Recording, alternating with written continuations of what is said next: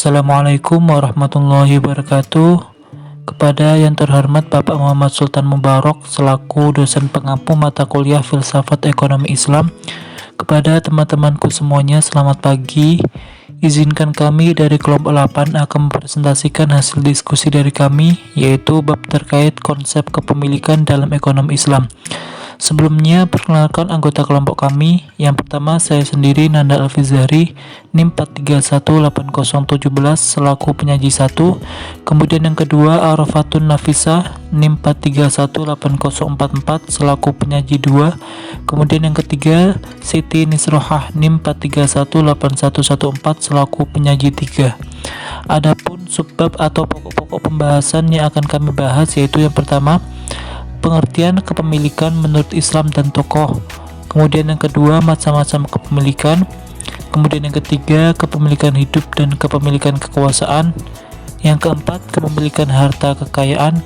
Dan yang terakhir yaitu kepemilikan hak dan nikmah kepemilikan. Baik, langsung saja. Yang pertama, pengertian kepemilikan menurut Islam dan para tokoh.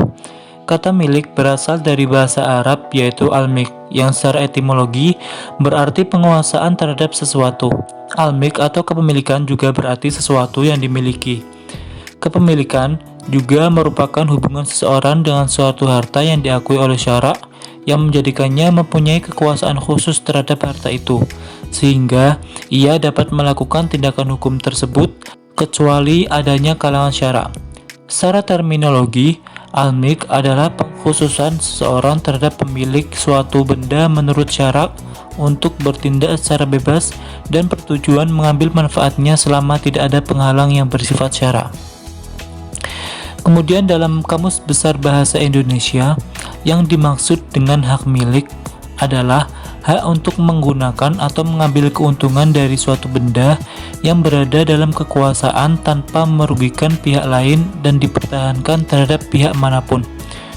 Kemudian menurut para tokoh, yang pertama menurut para fuqaha mendefinisikan kepemilikan sebagai kewenangan atas sesuatu dan kewenangan untuk menggunakan atau memanfaatkannya sesuai dengan keinginannya, dan membuat orang lain tidak berhak atas benda tersebut kecuali dengan alasan syariah. Kemudian menurut Wahbah Az-Zuhaili, kepemilikan diartikan sebagai keterkhususan terhadap sesuatu yang orang lain tidak boleh mengambilnya dan menjadikan pemiliknya bisa melakukan penyerahan terhadapnya secara mendasar kecuali adanya suatu penghalang yang ditetapkan oleh syarak. Dengan definisi demikian, dapat disimpulkan bahwa setiap terjadi kepemilikan, maka sebenarnya tidak ada ikatan apapun antara pemilik dan benda yang dimiliki sebelum proses yang disebut kepemilikan. Baru setelah proses ini, lahirnya pemilik dan bendanya disebut mamluk, dan otomatis terjadi hak milik. Kemudian yang kedua yaitu macam-macam kepemilikan. Macam-macam kepemilikan dibagi menjadi 3, yaitu yang pertama kepemilikan pribadi atau individu, yang kedua kepemilikan umum atau publik, dan yang ketiga yaitu kepemilikan negara. Yang pertama kepemilikan pribadi atau individu. Kepemilikan pribadi adalah ketentuan hukum syarak yang berlaku bagi zat ataupun kegunaan tertentu yang memungkinkan pemiliknya untuk memanfaatkan barang tersebut serta memperoleh kompensasinya, baik karena diambil kegunaannya oleh orang lain seperti disewa ataupun karena dikonsumsi untuk dihabiskan zatnya dari barang tersebut. Dalam kaitan ini, Islam mengakui kepemilikan pribadi dalam batas-batas tertentu, yaitu yang pertama, kepemilikan individu dibatasi oleh kepentingan masyarakat. Yang kedua, Islam menolak setiap pendapat yang diperoleh secara tidak sah, apalagi usahanya yang menghancurkan masyarakat. Menurut Afzalur Rahman, di sini pemerintah bertugas mengontrol terhadap implementasi batas-batas tersebut. Hal ini untuk menghindari monopoli harta yang dimiliki oleh masyarakat sehingga tercapai keadilan sosial dalam masyarakat. Kemudian yang kedua, kepemilikan umum atau publik. Konsep hak milik umum mula-mula digunakan Islam dan tidak terdapat pada masa sebelumnya. Benda-benda yang tergolong kategori kepemilikan umum adalah benda-benda yang dinyatakan oleh Allah Subhanahu wa taala sebagai benda-benda yang dibutuhkan oleh komunitas secara bersama-sama dan tidak boleh dikuasai oleh hanya seorang saja atau golongan tertentu. Karena milik umum, maka setiap individu dapat memanfaatkannya namun dilarang memilikinya. Para ahli fikih mendefinisikan yang dimaksud dengan kepemilikan umum itu adalah fasilitas atau sarana umum, barang tambang, dan sumber daya yang dari segi bentuknya sulit untuk dimiliki individu. Kemudian yang ketiga yaitu kepemilikan negara. Menurut Al-Nabhani, kepemilikan negara adalah harta yang merupakan hak bagi seluruh kaum muslim dan pengelolaannya menjadi wewenang khalifah atau negara, di mana khalifah negara berhak memberikan atau mengkhususkannya kepada sebagian kaum muslimin sesuai dengan ijtihadnya. Maka pengelolaan oleh khalifah ini adalah adanya kekuasaan yang dimiliki khalifah untuk mengelolanya. Kepemilikan negara ini meliputi semua jenis harta benda yang tidak dapat digolongkan ke dalam jenis harta milik umum, namun terkadang bisa tergolong dalam jenis harta kepemilikan individu. Atas dasar ini, maka tiap hak milik yang pengelolaannya tergantung pada pandangan dan ijtihad khalifah, maka hak milik tersebut dianggap sebagai milik negara.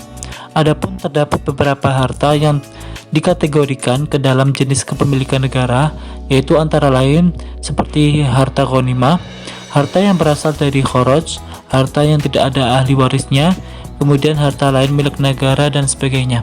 Selanjutnya akan dijelaskan oleh Mbak Arafatun Nafisa. Iya, yang selanjutnya yaitu kepemilikan hidup dan kepemilikan kekuasaan. Yang pertama, kepemilikan hidup. Hidup manusia adalah hidup yang terbatas.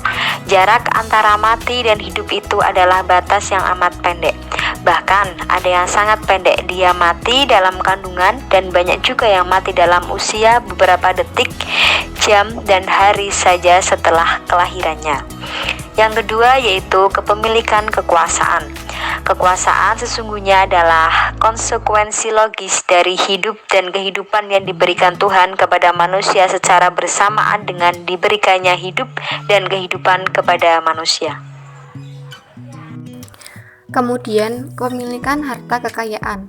Di dalam pengertiannya sendiri, kepemilikan berasal dari bahasa Arab, yaitu dari kata malaka, yang berarti memiliki, dan menurut istilahnya, kepemilikan adalah sebuah cara yang dilakukan oleh seseorang untuk memperoleh sebuah jasa ataupun barang. Sedangkan menurut syariat adalah perizinan dari pembuat hukum asyari untuk memanfaatkan suatu benda dan harus didasarkan pada suatu agama. Maksud asyari di sini adalah Allah Subhanahu wa taala. Sedangkan harta dalam bahasa Arab adalah malaktu min kulli syai, yang artinya segala sesuatu yang engkau punya. Dan menurut istilahnya, harta dapat diartikan sebagai segala sesuatu yang dimanfaatkan untuk sesuatu yang legal menurut hukum syara, seperti jual beli, pinjaman, konsumsi, dan hibah ataupun pemberian.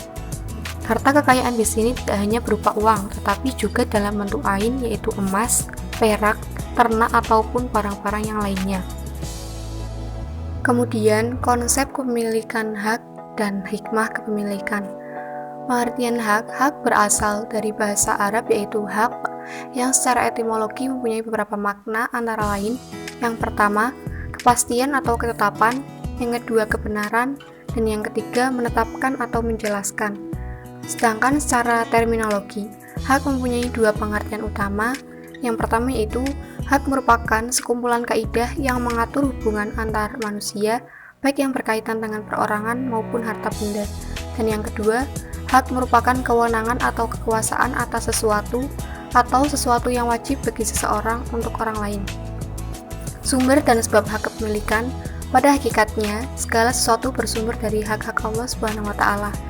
Menurut ulama fikih, sebab hak ada 5, yaitu syariat, akad, kehendak pribadi, perbuatan yang bermanfaat, dan yang terakhir perbuatan yang merugikan pihak lain. Selanjutnya, hikmah kepemilikan.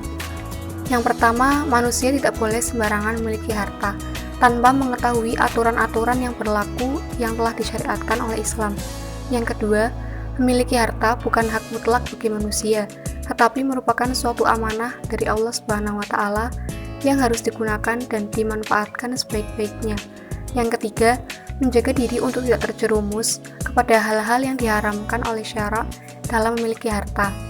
Dan yang terakhir, manusia akan hidup tenang dan tentram apabila dalam mencari dan memiliki harta itu dilakukan dengan cara-cara yang baik, benar, dan halal, kemudian digunakan dan dimanfaatkan sesuai dengan panduan atau aturan-aturan Allah Subhanahu wa Ta'ala.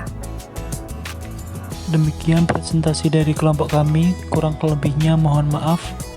Billahi taufiq wal hidayah. Wassalamualaikum warahmatullahi wabarakatuh.